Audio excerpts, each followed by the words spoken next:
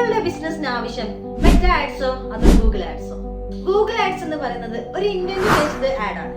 അതിൽ ആൾക്കാർ സെർച്ച് ചെയ്യുന്ന കീവേഡിന്റെ ബേസിലാണ് ആഡ്സ് ഡിസ്പ്ലേ ചെയ്യുന്നത്.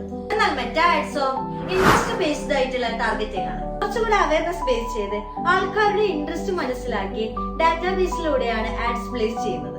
ഗൂഗിൾ ആഡ്സ് ചാർജ് ചെയ്യുന്നത് ഓരോ ക്ലിക്കിനാണ്. എന്നാൽ മെറ്റ ആഡ്സ് ചാർജ് ചെയ്യുന്നതോ നിങ്ങൾക്ക് കിട്ടുന്ന ഓരോ ഇംപ്രഷൻസിനാണ്. ഗൂഗിൾ ആഡ്സിൽ ടെക്സ്റ്റ്, ഡിസ്പ്ലേ, ഷോപ്പിംഗ് അങ്ങനെ ഒരുപാട് ഫോർമാറ്റ്സുകൾ അവൈലബിൾ ആണ്.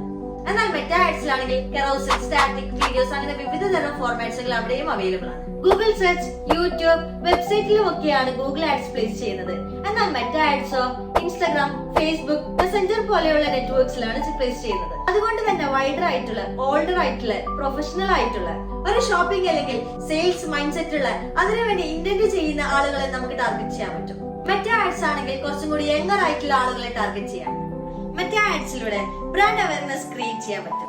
സോ ഒരു ബ്രാൻഡിനെ സംബന്ധിച്ചിടത്തോളം രണ്ട് ആഡ്സ് ഭയങ്കര ഇമ്പോർട്ടന്റ് ആണ്.